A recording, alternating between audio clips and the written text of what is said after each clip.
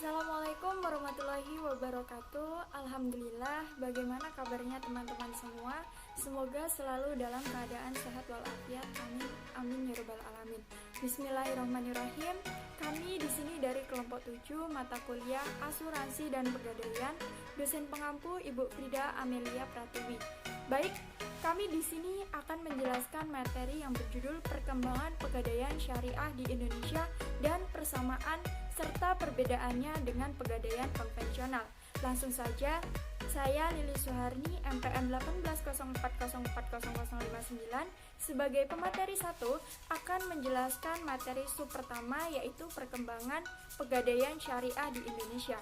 Seiring berkembangnya waktu, saat ini pegadaian tidak hanya melayani kredit gadai saja, tetapi juga jasa keuangan lain, seperti kredit berbasis fidusia, pembiayaan investasi emas, dan jasa finansial lainnya. Selain itu, Perum Pegadaian sudah bukan monopoli sebagai lembaga keuangan, bukan Bank Indonesia yang menggunakan prinsip hukum gadai.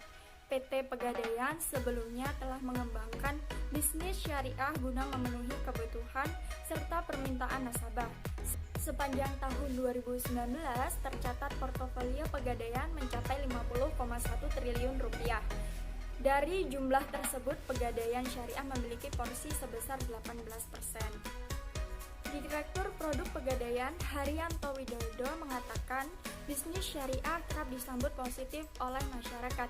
Ia menyampaikan pada Desember 2019 sampai April 2020, gadai syariah masih tumbuh signifikan.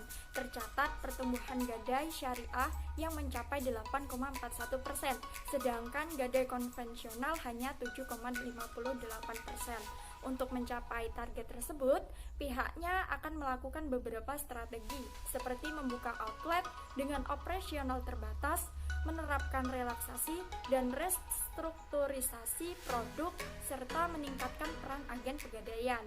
Meski begitu, pihak gadai menegaskan terkait pandemi COVID-19, target perusahaan dapat terpengaruhi.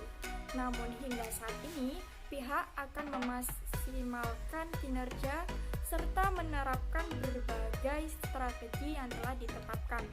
Oleh karenanya, Pegadaian belum berencana untuk merevisi target. Hal itu dilakukan karena sejak adanya pandemi COVID-19, pihaknya kerap memberikan relaksasi kepada nasabah, sehingga pertumbuhan bisnis dinilai tidak dapat tumbuh signifikan. Jika mengacu pada tahun lalu, pertumbuhan bisnis non-gadai dapat tumbuh 60%, sehingga total pertumbuhan akhir tahun dapat mencapai 23%. Meski begitu, pihak gadai belum berencana untuk menambah outlet guna memperkuat bisnisnya. Ia menyebutkan, dalam mempertahankan bisnis, pihaknya terus memaksimalkan layanan digital, serta penjualan produk melalui agen-agen pegadaian.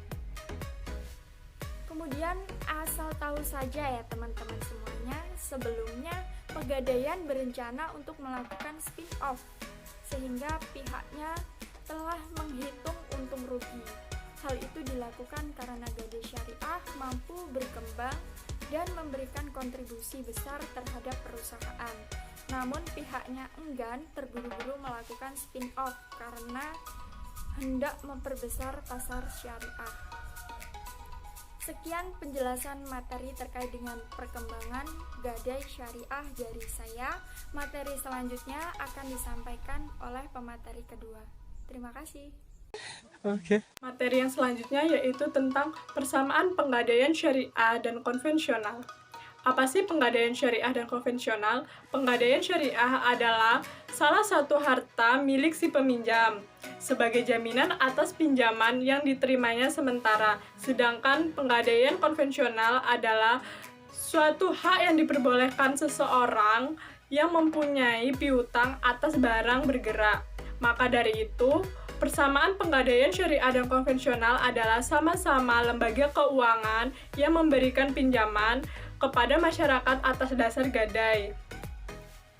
Dalam menjalankan usahanya, penggadai tersebut memberikan pinjaman dengan adanya agunan atau jaminan dari masyarakat yang berguna apabila suatu saat nasabah tidak mampu membayar utangnya maka pihak penggadai boleh melakukan pelelangan atas barang tersebut dengan memberitahu terlebih dahulu kepada nasabah peminjam, biasanya 3 hari sebelum diadakan pelelangan.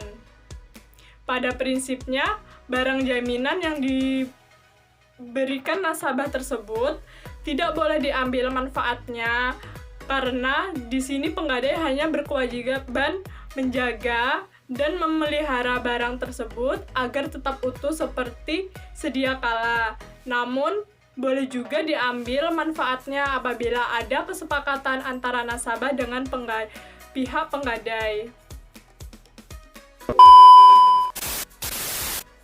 Baik, saya akan menyampaikan materi yang selanjutnya, yaitu persamaan penggadaian syariah dengan penggadaian konvensional. Di antaranya yaitu 1.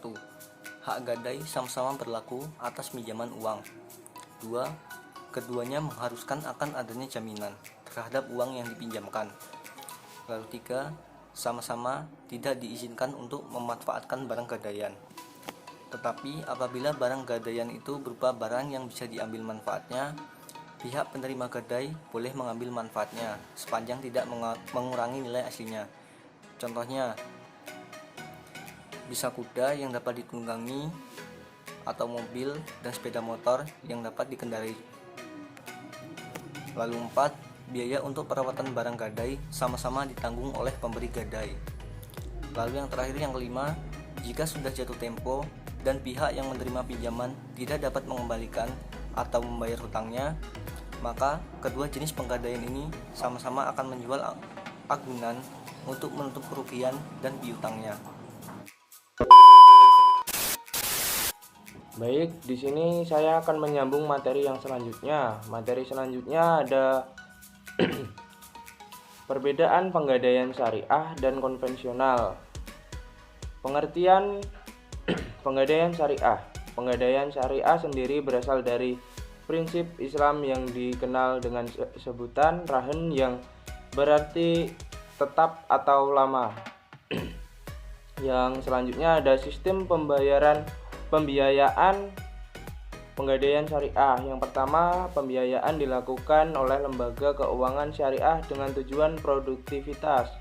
Yang kedua ada pembiayaan syariah pemilik modal, membiayai 100% kebutuhan sebuah usaha yang dikelola oleh nasabah atau si pengelola. Yang ketiga, jangka waktu pinjaman, tata cara pengembalian modal, hingga sistem bagi hasilnya ditentukan berdasarkan kesepakatan bersama. Yang keempat ada pengelola diperkenankan melakukan berbagai macam usaha dengan upaya pemanfaatan modal yang diberikan dengan tanpa investasi pemilik modal selama usaha tersebut tidak bertentangan dengan hukum Islam. Yang kelima ada jumlah dana yang diberikan sebagai investasi harus dinyatakan dengan jelas dan bentuk tunai, bukan piutang.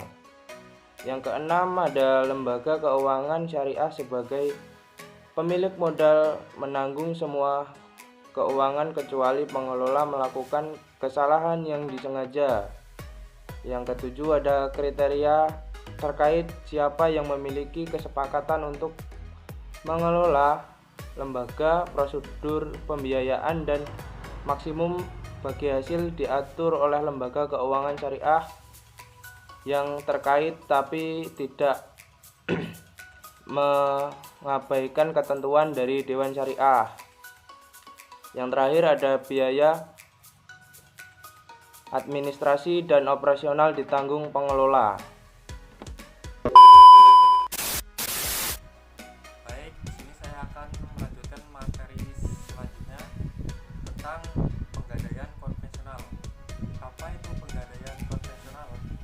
Penggadaian konvensional adalah tempat untuk menjamin barang-barang agar bisa memperoleh uang nantinya, bisa ditebus kembali setelah jangka waktu sudah terlewati. Nah, itu tadi pengertian dari penggadaian konvensional. Selanjutnya saya akan menjelaskan tentang peraturan penggadaian konvensional. Ya, kita simak videonya selanjutnya. Ini dia. Oke, yang pertama adalah sumber dana. Kalau penggadaian syariah sudah sudah dipastikan berasal dari sumber yang halal. Kalau konvensional itu sumbernya belum tentu halal karena dia bersifat umum.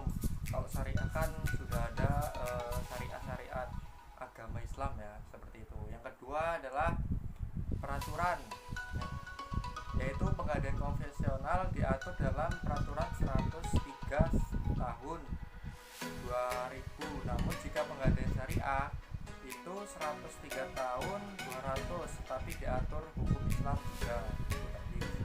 Yang ketiga, tarif pinjaman. Penggadaian konvensional itu uang pinjamannya terakhir jangka waktu. Kalau penggadaian